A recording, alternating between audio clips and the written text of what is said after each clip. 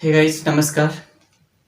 आज हम फिर उपस्थित हैं एक नए वीडियो के साथ और इस वीडियो में हम चर्चा करेंगे भूगोल सेशंस जो अभी हमारा चल रहा है इसके रेगुलर क्लासों में। आज हमें जो चर्चा करनी है भारत का भूगर्भिक संरचना, इसके विषय में चर्चा करेंगे। इसके पहले की वीडियो में हमने चर्चा किया था, भारत की अवस्थिति और विस्तार को देखा था, एक एक करके सारी बातें। आज हम इसके भूगर्भिक संरचनाओं को एक एक करके देखेंगे। तो चलिए शुरुआत करते हैं आज का सेशन। दोस्तों, जैसे जिस पृथ्वी पर हम रह रहे हैं और उस पृथ्वी के बनने से लेकर अब तक बहुत सारे परिवर्तन देखने को मिले हैं। उन्हीं परिवर्तन में से भारत भी उसका एक अभिन्न अंग रहा है उन परिवर्तनों का, क्योंकि भारत भूखंड भी पृथ्वी का एक हिस्सा है। तो इसी हिस्से के बाद इसके भूगर्भिक इतिहास को थोड़ा सा देखेंगे। कैसी संरचनाएं कहाँ कहाँ मिलती हैं, कैसा स्ट्रक्चर्स क्या क्या देखने को हमें मिलता है, कौन कौन सी चट्टानें कैसे निर्मित होती हैं, इनके विषय में थोड़ा सा बात करेंगे। कहाँ कहाँ कौन सी चट्टानें पाई जाती हैं, किस युग की हैं, इन सब बातों की चर्चा करेंगे और क्यों इनको पढ़ने की आवश्यकता है। सबसे पहले ये जानते हैं, क्योंकि हम जानते हैं कि हमारे लिए संसाधन बड़े महत्वपूर्ण होते हैं, चाहे वो मृदा हो, चाहे खनिज संपदा हो, या बात करें हम वनस्पतियों की, तो खनिज संपदा, मृदा या वनस्पतियां, ये सभी जितने भी संसाधन होते हैं ये सब हमारे लिए महत्वपूर्ण होते हैं। पृथ्वी जब बनी थी तो इस पर कोई भी वनस्पति नहीं थी। संसाधन का दोहन करना अलग चीजें हैं। बहुत सारे संसाधन बाद में बने हैं, बहुत सारे मटेरियल्स बाद में बने हैं, बहुत सारी चट्टानें बाद में बनी हैं। तो क्या क्या हुआ, इन सब बातों को समझेंगे। जैसे कि पृथ्वी प्री कैम्ब्रियन युग से ही हम जानते हैं कि प्री कैम्ब्रियन युगों से ही भूगर्भिक हलचलें होना शुरू हो गई थी और प्री कैम्ब्रियन से ही जो चट्टानों का निर्माण शुरू हो गया था और वहीं से शुरुआत होती है इस भूगर्भिक काल की। तो इसी भूगर्भिक काल में पृथ्वी के जो भूगर्भिक काल है उसमें सिर्फ हम आज पढ़ेंगे भारत की भूगर्भिक संरचना पढ़ेंगे कि भारत की भूगर्भिक संरचनाएं क्या हैं।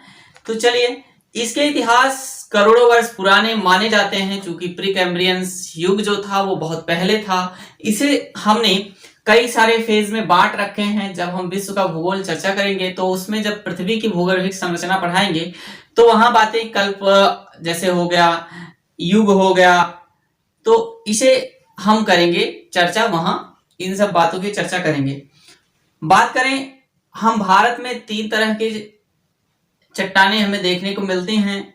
भारत में 3 विशेषताओं के आधार पर इसे 3 भागों में हम बांटते हैं। जैसे हमारे प्रायद्वीपीय भारत की जो चट्टानें हैं वो उनका निर्माण अलग युग में हुआ है, और भारत में जो उत्तर का हिमालय क्षेत्र है, पर्वतीय भाग है, उसका निर्माण अलग तरीके से हुआ है। बीच के जो मध्य भाग है, गंगा यमुना कह लें, जो मैदानी भाग है, चाहे सिंधु, ब्रह्मपुत्र, गंगा, यमुना, इनके जो दोआब हैं, इनका निर्माण जलोढ़ चट्टानों से हुआ है, जलोढ़ मिट्टी से हुआ है। तो ये सब बातें हैं, इनकी चर्चा हम करेंगे। चलिए शुरुआत करते हैं। इसी में से हम इसे 3 फेज में देखते हैं और इन 3 भागों के आधार पर ही हम इसे अलग अलग करके इसकी रचना को समझेंगे। प्री कैम्ब्रियन शैलें क्या हैं, उसमें आर्कियन समूह की शैलें सबसे पहले हम पढ़ेंगे। आर्कियन क्रम की चट्टानें प्री कैम्ब्रियन युग की ही हैं, और इसमें आज जो हम चर्चा करेंगे पहला चर्चा करेंगे आर्कियन क्रम की चट्टानें। क्या? आर्कियन क्रम की चट्टानें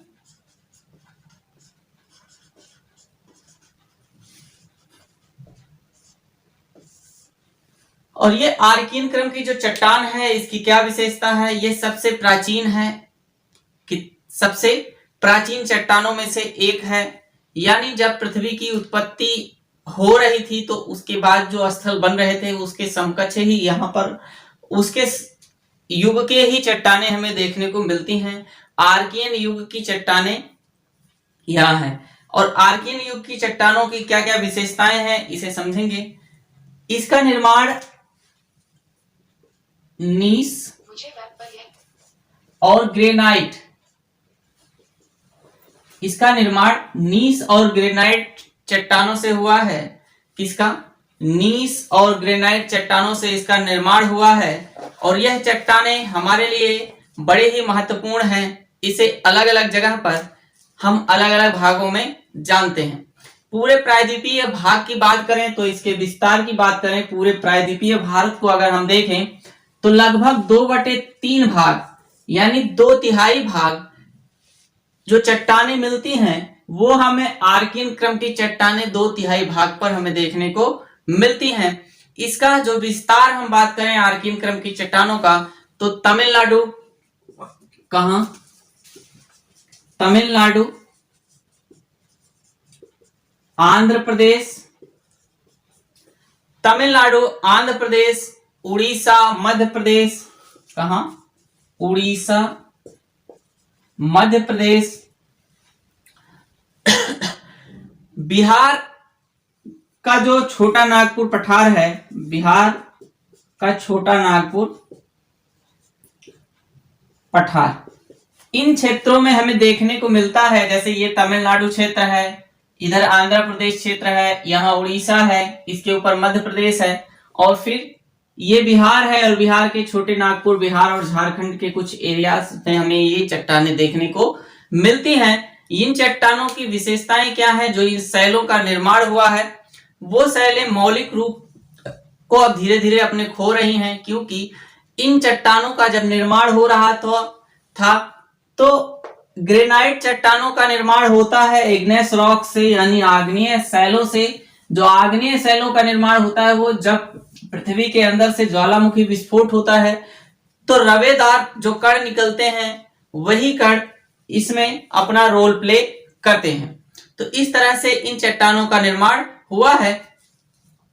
इसके बाद इसकी विशेषता कुछ देखते हैं, क्या क्या विशेषताएं हैं इसकी, कौन कौन सी विशेषताएं हैं। तो यह सबसे पहले सबसे प्राचीन चट्टान है। क्या है? सबसे प्राचीन चट्टान है। भारत में जितनी भी चट्टानें मिलती हैं उनमें सबसे प्राचीनतम चट्टान कौन सी है? आर्कियन क्रम की चट्टानें सबसे प्राचीनतम चट्टान है। और आर्कियन क्रम की चट्टानों में से क्या है? यह सबसे प्राचीन है।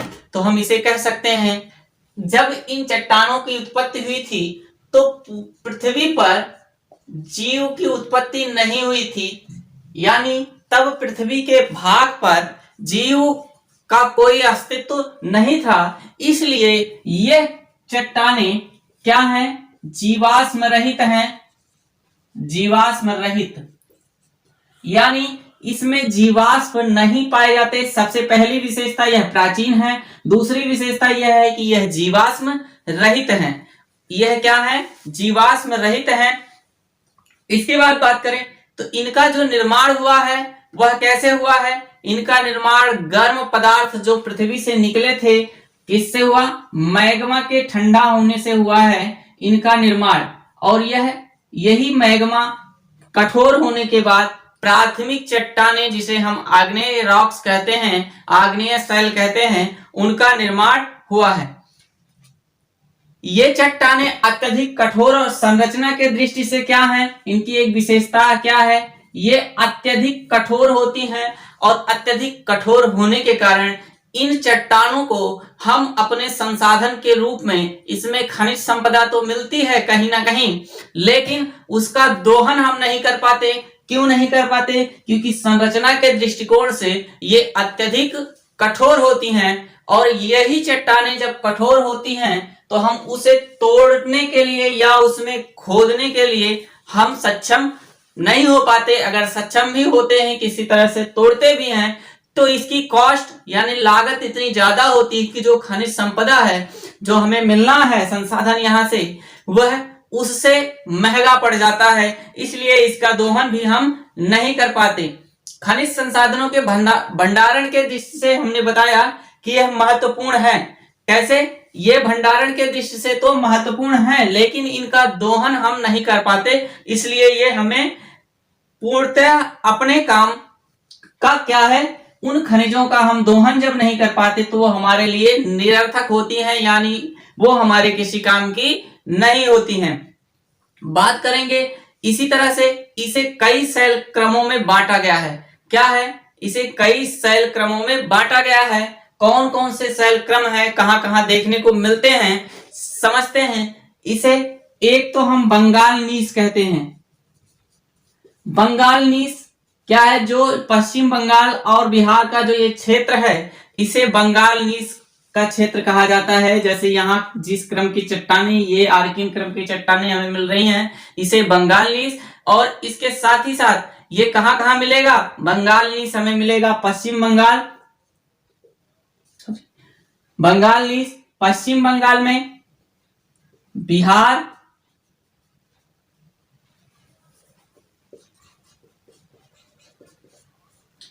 उड़ीसा, बंगाल नीस पश्चिम बंगाल, बिहार, उड़ीसा, और कुछ भाग मिलेगा हमें किसका? कुछ भाग हमें मिलेगा इसी का, कर्नाटक का जो क्षेत्र है वह भी बंगाल नीस के अंतर्गत आता है। तो कह सकते हैं इसके समकक्ष यहां है। दूसरा जो है इसी में हमें मिलता है, वह मिलता है बुंदेलखंड नीस। क्या? बुंदेलखंड नीस। और यह बुंदेलखंड नीस क्या है? उत्तर प्रदेश में बुंदेलखंड जिला है, उत्तर प्रदेश का एक बुंदेलखंड जिला है, उसके आसपास के जितने क्षेत्र हैं वो सभी बुंदेलखंड नीस के अंतर्गत आते हैं। समझने का प्रयास करेंगे इसे। इसके बाद नेक्स्ट है नीलगिरी। क्या है? नीलगिरी नीस। और नीलगिरी हम जानते हैं केरल और तमिलनाडु के बीच में, और कर्नाटक के जो पार्ट है वहां पर क्या है, नीलगिरी की पहाड़ियां हमें केरल और तमिलनाडु के बीच में यहां देखने को मिलती हैं। तो नीलगिरी की जो पहाड़ियां हैं, या पालनी की पहाड़ियां करें या शिवाय राय की पहाड़ियां करें, ये सभी पहाड़ियां केरल और तमिलनाडु के आसपास का जो ये क्षेत्र है यहां हमें देखने को मिलता है। तो इसलिए यहां पर इस प्रकार की चट्टानें मिलती हैं। ये तो इसकी विशेषताएं हैं। पूरी तरह से ये बात अब आपको समझ में आ गई होगी। आर्कियन क्रम की जो चट्टानें हैं कहां कहां हमें देखने को मिलती हैं और उनकी क्या विशेषता होती है। याद रखें ये जीवाश्म रहित चट्टान है। जो इसकी महत्वपूर्ण विशेषता है कि यह जीवाश्म रहित है। अरावली पर्वत की उत्पत्ति इसी आर्कियन क्रम के समय में, जो हमने राजस्थान का जो ये क्षेत्र देखा है, यानी यहां से लेकर हमें लगभग दिल्ली तक अरावली पर्वत दिखाई देता है, और ये अरावली पर्वत भी इसके समकक्ष ही माना जाता है। क्या? अरावली पर्वत की जो संरचना हुई है, मूलभूत संरचना, उसके जो फाउंडर्स हुए हैं वो लगभग आर्कियन क्रम के ही हैं। वर्तमान में अरावली पर्वत हमें अवशिष्ट पहाड़ियों के रूप में देखने को मिलती हैं। अवशिष्ट पहाड़ियां क्या होती हैं कि जो पहले वो पर्वत श्रृंखला के रूप में एक दूसरे से जुड़े हुए थे, अब बीच बीच में कई खंडों में टुकड़े टुकड़े में बट गए हैं। उनका अपरदन अपक्षय इतना ज्यादा हुआ है कि अब केवल अवशेष ही देखने को मिलते हैं, इसलिए इसे अवशिष्ट कहते हैं। जब हम पढ़ाएंगे पर्वत तो उसमें चर्चा करेंगे कि कितनी प्रकार की पहाड़ियां या पर्वत हमें देखने को मिलते हैं। चलिए इसके बाद दूसरा जो हमारा पर्वत क्रम श्रृंखला दिखाई देता है, जो हमारे पास दूसरी प्रकार की चट्टानें देखने को मिलती हैं, वह चट्टानें धारवाड़ क्रम की चट्टानें हैं। कौन सी? दूसरी धारवाड़ क्रम की चट्टानें। और धारवाड़ क्रम की चट्टानों का जो विकास हुआ है यह भी आर्कियन क्रम के बाद इनका विकास होता है।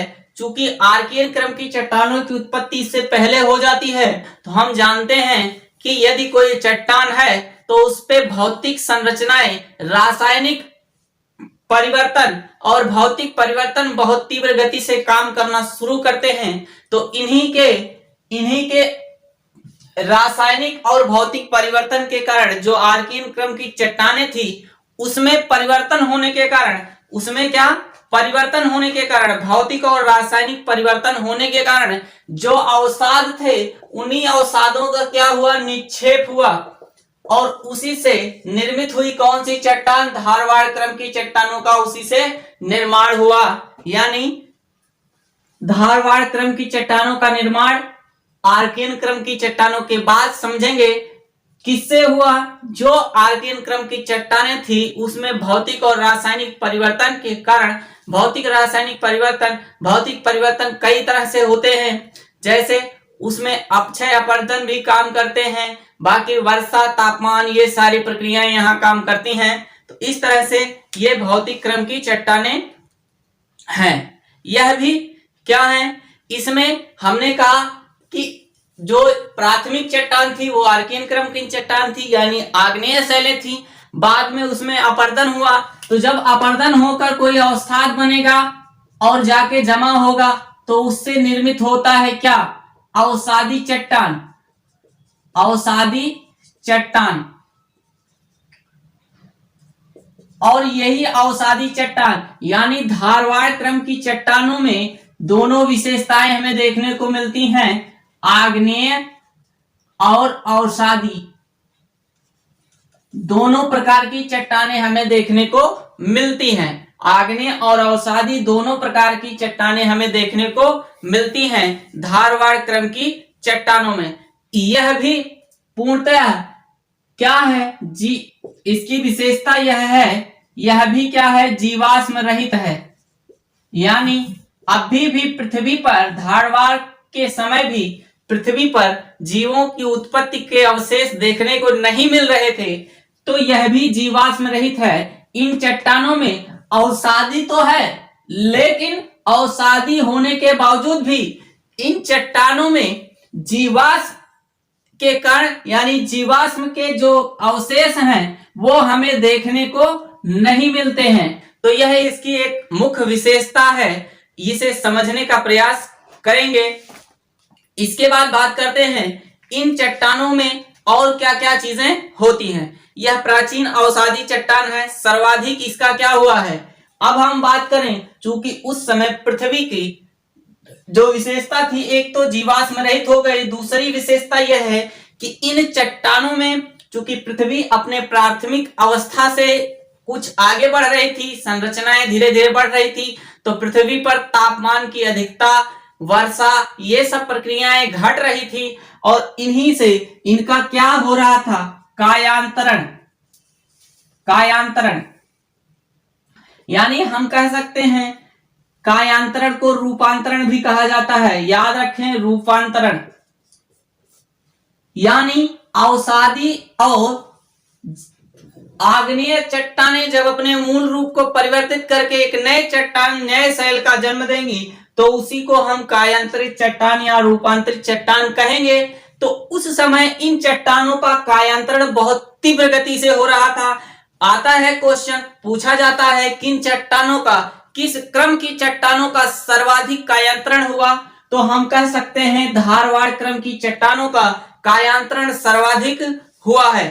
ये चट्टानें खनिज संसाधन और भंडारण के दृष्टि से क्या हैं, ये चट्टानें चूंकि अब इसमें अवसादी चट्टान मिल रही है और आग्नेय चट्टान मिल रही है, तो आर्कियन क्रम की चट्टानों से इनकी कठोरता क्या हो जाएगी, कम हो जाएगी और यह हमारे लिए आर्थिक दृष्टिकोण से महत्वपूर्ण साबित होंगी। अब अवसादी चट्टानों को हम आसानी से तोड़ लेंगे, यदि कहीं पर कोई खनिज संपदा है उसे निकालनी है तो खोदने में हमें आसानी हो जाएगी। यानी हम कह सकते हैं कि सर्वाधिक संसाधनों के भंडारण तो हमें मिलते थे आग्नेय चट्टानों में, क्योंकि उसी से अपरदन इसका हुआ था, बाद में अवसादी हो गई और अवसादी के बाद हम अब यहाँ पर यह हमारे लिए आर्थिक दृष्टिकोण से क्या है, महत्वपूर्ण साबित होती है, आर्थिक दृष्टि से महत्वपूर्ण। और भारत में जो भी संपदा लगभग मिलती है, चाहे वो लोहा हो, चाहे वह लोहा हो, चाहे और भी तांबा हो, सोना हो, मैग्नीशियम हो या अभ्रक हो या कोबाल्ट हो, ये सभी चीजें पाई जाती हैं। कौन कौन सी चीजें? लोहा, कोबाल्ट, सोना, मैग्नीशियम,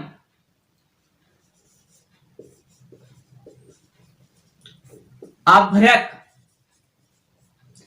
लोहा, कोबाल्ट, सोना, मैग्नीशियम, अभ्रक, तांबा, क्रोमियम, क्या? तांबा, क्रोमियम, टंगस्टन आदि। ये जितने भी खनिज हैं ये सभी धारवाड़ क्रम की चट्टानों में हमें देखने को मिलते हैं और हम भारतवासी इन्हीं चट्टानों में से लोहा, सोना, कोबाल्ट, मैग्नीशियम, अभ्रक, तांबा, टंगस्टन आदि पदार्थों का उपयोग कर पाते हैं। तो ये आप बात समझ में आ गई होगी कि आर्थिक दृष्टिकोण से ये हमारे लिए क्यों महत्वपूर्ण है, क्योंकि ये सभी पदार्थ हम इन्हीं क्रम की चट्टानों से, धारवाड़ क्रम की चट्टानों से प्राप्त करते हैं। तो इसलिए यह चट्टानें हमारे लिए अति महत्वपूर्ण हैं। अब बात करते हैं धारवाड़ क्रम की चट्टानें हमें मिलती कहाँ हैं, कौन से एरिया में धारवाड़ क्रम की चट्टानें हमें देखने को मिलती हैं। तो हम आपको बताते चलें कि कर्नाटक जो यह भाग है, इस कर्नाटक में एक जिला है, एक जिले का नाम है, क्या नाम है? इस जिले का नाम है धारवाड़, धारवाड़ जिला। और यह है कर्नाटक में, यहीं से इसकी उत्पत्ति होती है, यहीं से इसकी उत्पत्ति होती है। बाकी बहुत जगह ये सारी चट्टानें मिलती हैं। कर्नाटक के धारवाड़ जिला में इसकी संरचना सर्वाधिक हुई है, सर्वाधिक एरिया में यहां हमें देखने को यह मिलता है। और आपको पता भी होगा कि कोलार की खान भी कहां है? कोलार की खान भी कर्नाटक में स्थित है। तो इस तरह से अब आपको पता होगी कोलार की खान से क्या निकलता है, सोना निकाला जाता है। तो इसे समझने का प्रयास करेंगे। इसके अलावा छोटे नागपुर जो पठारी क्षेत्र है, कहां? छोटा नागपुर जो ये अभी पठारी क्षेत्र हमने बताया था, इसके आसपास के जो एरियाज हैं उनमें भी हमें धारवाड़ क्रम की चट्टानें हमें देखने को मिलती हैं। साथ ही साथ यह अरावली पर्वत जो श्रृंखला है, अरावली पर्वत जो श्रृंखला थी, इसके पास में भी हमें यहाँ धारवाड़ क्रम की चट्टानें देखने को मिलती हैं। फिर इसके साथ ही साथ हमें और शिलांग, शिलांग कहाँ है? शिलांग जो पर्वत है, मेघालय की राजधानी हमने शिलांग बताई थी, यहां पर शिलांग पर्वत है। तो इस एरिया से भी हमें धारवाड़ क्रम की चट्टानें मिलती हैं, यानी यहां से भी हम ये खनिज संपदा प्राप्त करते हैं। ऐसा नहीं है कि जितने खनिज संपदा हैं सब जगह मिलते हैं, कहीं पर लोहा मिलता है तो कहीं पर अभ्रक की अधिकता होती है, कहीं पर सोने की अधिकता होती है। इस तरह से अलग अलग जगह पर इन्हीं धारवाड़ क्रमों में ये पदार्थ हमें देखने को मिलते हैं। इसके साथ ही साथ धारवाड़ क्रम की चट्टानें हमने बताया कि औषधि है, और औषधि क्रम की चट्टानों की एक विशेषता होती है कि वह निक्षेपित होती हैं और कैसी होती हैं? परतदार होती हैं। याद रखें ये क्वेश्चन भी यहाँ पर परतदार, परतदार चट्टानें होती हैं। धारवाड़ क्रम की चट्टानें परतदार चट्टानें होती हैं, लेकिन इन परतदार चट्टानों में या अवसादी चट्टानों में जीवाश्म के कहीं भी कोई अवशेष हमें दिखाई नहीं देते। तो यह बात आप याद रखें, इतनी सारी विशेषताएं धारवाड़ क्रम की चट्टानों की हैं। इसके बाद नेक्स्ट देखेंगे, नेक्स्ट जो विशेषता है, नेक्स्ट प्रकार की जो हमारे पास चट्टानें मिलती हैं वह मिलती हैं, अभी ये दो चट्टानें पूरा कैम्ब्रियन युग की थी। अब पूरा कैम्ब्रियन युग के बाद हम नवीन युग पुराण युग में आते हैं, और पुराण युग में हमें अब देखने को मिलेंगी कौन सी चट्टान मिलेगी? कुठप्पा। तीसरा कुड़प्पा, ऐसे लिख सकते हैं, कुड़प्पा क्रम की चट्टान। कुड़प्पा क्रम की चट्टानें क्या है? जो धारवाड़ क्रम की चट्टानें थी उसमें ही भौतिक रासायनिक परिवर्तन होने के कारण, उसमें ही भौतिक रासायनिक परिवर्तन होने के कारण जो अवशेष थे यानी जो अवसाद थे उनके निक्षेपण से ही कुठप्पा क्रम की चट्टानों का विकास हुआ है। क्या हुआ है? कुठप्पा क्रम की चट्टानों का विकास हुआ है। एक जगह है, कहां है वह जगह? तो वो जगह जो है आंध्र प्रदेश में है। कहां? आंध्र प्रदेश में। और इस आंध्र प्रदेश में इसे कहते हैं कुठप्पा। ये आंध्र प्रदेश का एक जिला है कुठप्पा जिला। तो इसे समझेंगे, इस प्रकार की चट्टानें यहां हमें देखने को मिलती हैं। और कहां कहां मिलती हैं इसके बारे में आप चर्चा करते हैं। समझिए क्या है इसकी विशेषता। हमने कहा था कि जो धारवाड़ क्रम की चट्टानें हैं उनका सर्वाधिक कायांतरण हुआ है। उसकी अपेक्षा कुठप्पा क्रम की चट्टानों का जो कायांतरण हुआ था वो क्या हुआ है? कायांतरण वो कम हुआ है। यानी धारवाड़ क्रम की चट्टानों से कायांतरण कम कुठप्पा क्रम की चट्टानों का हुआ है। यह भी क्या है? यह भी चट्टान जीवाश्म रहित है। यानी हम कह सकते हैं कुठप्पा क्रम की चट्टानों में भी जीवाश्म नहीं पाए जाते। क्या? जीवाश्म रहित।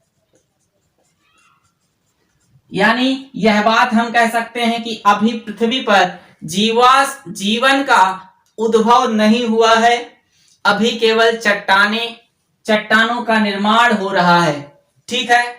इसके साथ ही साथ यह इसमें जो एक विशेषता और क्या है, जो सबसे महत्वपूर्ण विशेषता है, जीवाश्म रहित होने के बाद भी इन चट्टानों में क्या निर्मित है? ये चट्टानें चूना पर्वत, चूना पत्थर, क्या? चूना पत्थर, समझेंगे, चूना पत्थर के सर्वाधिक भंडार जो हैं, चूना पत्थर का जो सर्वाधिक भंडार है वो हमें कुठप्पा क्रम की चट्टानों में ही हमें देखने को मिलता है।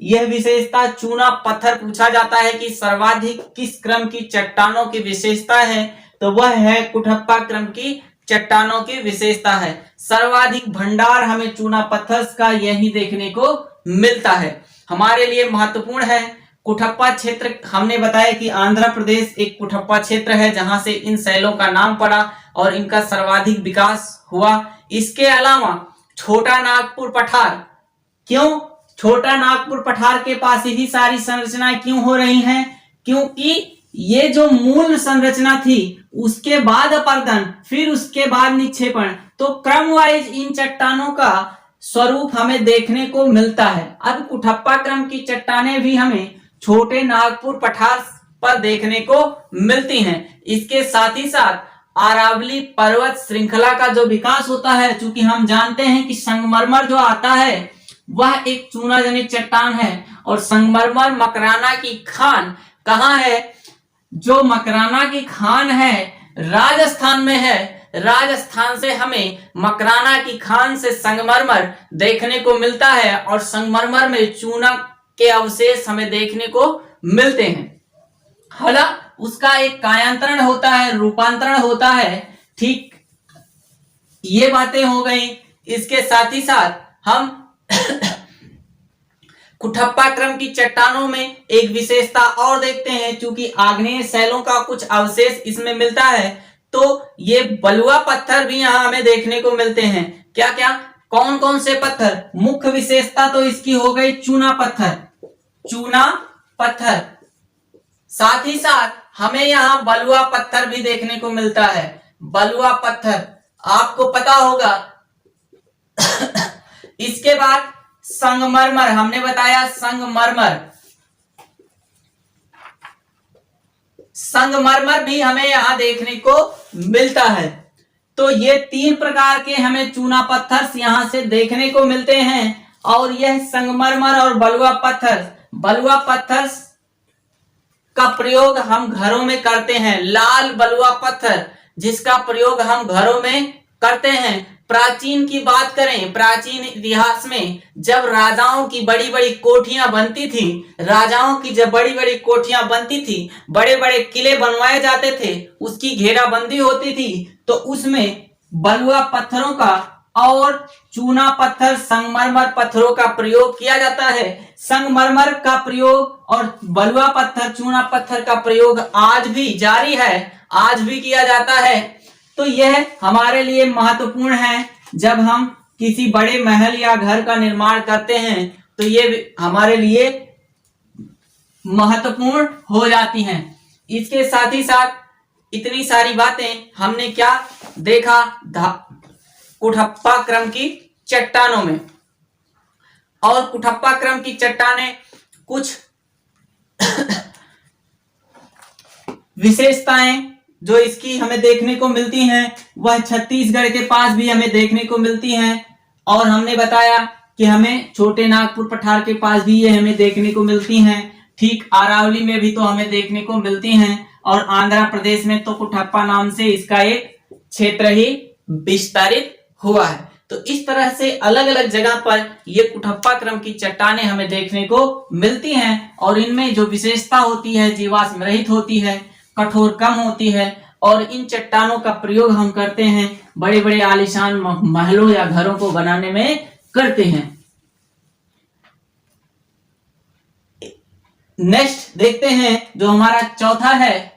चौथे क्रम में हम पढ़ेंगे विंध्यन क्रम की चट्टान। क्या पढ़ेंगे? विंध्यन क्रम की चट्टान।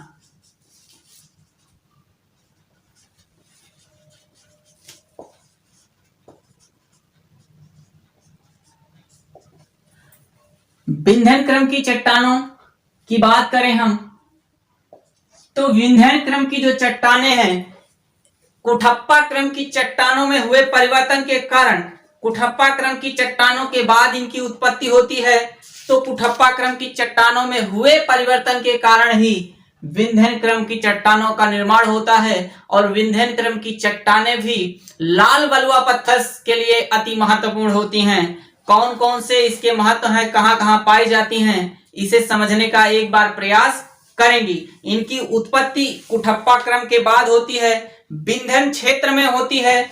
कहां? विंध्याचल जो क्षेत्र है, विंध्यन पर्वत श्रृंखला यहाँ है मध्य प्रदेश में। याद रखें, विंध्यन पर्वत श्रृंखला मध्य प्रदेश में है। तो इसके इर्द गिर्द जो एरिया है यहाँ पर विंध्यन क्रम की चट्टानों का निर्माण होता है। वहां पर विंध्यन क्रम की चट्टानों का निर्माण होता है। और विंध्यन क्रम के बाद इसी में बहुत सारे खनिज संपदा भी हमें देखने को मिलती हैं। समझने का प्रयास करते हैं। बिहार से लेकर हम जानते हैं विंध्यन क्रम की चट्टानों की बात करें तो यह विंध्यन क्रम की चट्टानें जो है हमें बिहार के सासाराम से लेकर बिहार के सासाराम से लेकर अरावली तक कहां? बिहार यहाँ है, बिहार के सासाराम से लेकर और अरावली यहाँ है, इसके बीच में इन चट्टानों का निर्माण हुआ है। विंध्यन क्रम पर्वत श्रृंखलाएं देखने को हमें मिलती हैं। समझेंगे आगे और इसके बाद में इसका विस्तार देखेंगे।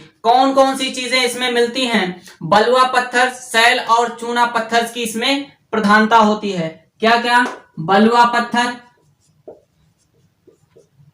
सैल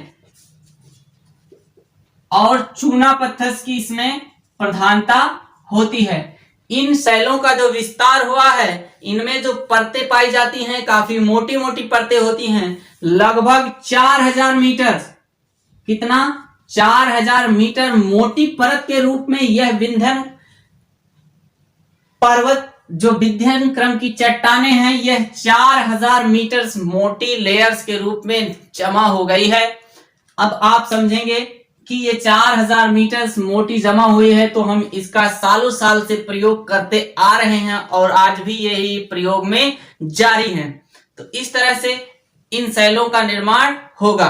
अब कुछ और विशेषताएं देखते हैं, इसमें क्या कुछ और विशेषताएं होती हैं। कुठप्पा क्रम के विकास के बाद इनका निर्माण हुआ विंध्यन क्रम की चट्टानों का। और यह इसमें क्या हुआ? लाल बलुआ पत्थर, हमने बताया कि लाल बलुआ पत्थर और सैल और चूना चट्टानों का क्या हुआ? निर्माण हुआ है। इसके बाद यह जीवाश्म यहीं से शुरू होता है। क्योंकि अब यहाँ लाल बलुआ पत्थर, सैल और चूना हमें मिल रहे हैं, तो पृथ्वी पर पहली बार जिन चट्टानों में अवशेष मिला, किसका? जीवाश्म का। और जीवाश्म के यहाँ क्या मिलते हैं? अवशेष हमें देखने को मिलते हैं। याद रखें कि विंध्यन क्रम की चट्टानों में जीवाश्म के अवशेष हमें देखने को मिलते हैं। यानी इस समय हम कह सकते हैं जब विंध्यन क्रम की चट्टानों की उत्पत्ति हो रही थी, तो उस समय पृथ्वी पर जीवन की उत्पत्ति हो चुकी थी, यानी जीव आ चुके थे। अगर जीव आए ना होते तो जीवाश्म नहीं होता, इसलिए जीवाश्म की उत्पत्ति हुई।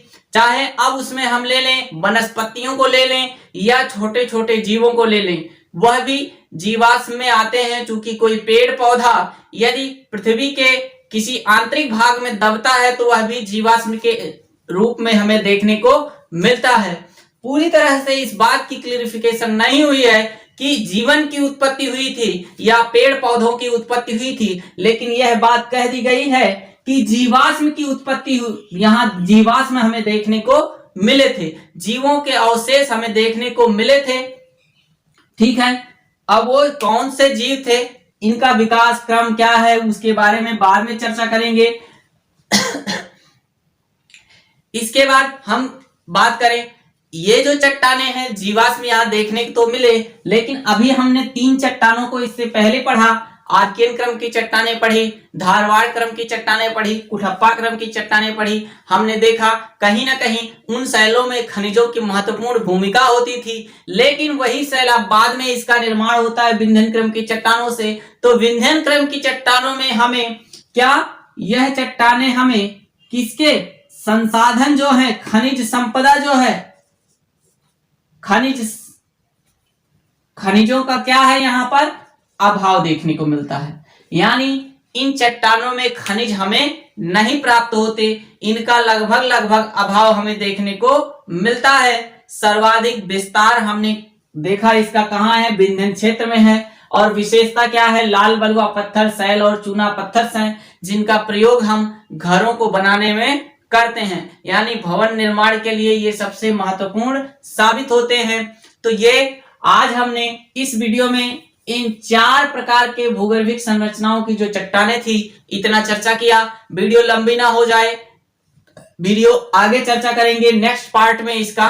अभी बचे हुए कुछ भाग हैं, जैसे गोंडवाना क्रम की चट्टानें, दक्कन क्रम की चट्टानें, टर्शियरी क्रम की चट्टानें और क्वार्टरनी क्रम की चट्टानों की चर्चा हम इसके नेक्स्ट पार्ट में करेंगे। उम्मीद करते हैं ये 4 बातें जो हमने आज बताई भूगर्भिक संरचना में, आर्कियन क्रम की चट्टान, धारवाड़ क्रम की चट्टान, कुठप्पा क्रम की चट्टान और विंध्यन क्रम की चट्टानें आपको भली भांति समझ में आ गई होगी। अगर यह वीडियो आपके लिए कुछ हेल्पफुल साबित हुआ तो वीडियो को लाइक कर दें, और चैनल पर नए हैं तो चैनल को सब्सक्राइब करना ना भूलें। अधिक से अधिक शेयर करेंगे तो हमें एक मोटिवेशन मिलेगा। आप वीडियो को लाइक करेंगे तो हम इसी प्रकार से क्रम दर क्रम और भी मेहनत करने के लिए प्रेरित होंगे, और नेक्स्ट वीडियो फिर हम लेकर आते रहेंगे। Thanks for watching this video. मिलते हैं फिर नेक्स्ट वीडियो में, तब तक के लिए बाय बाय, टेक केयर।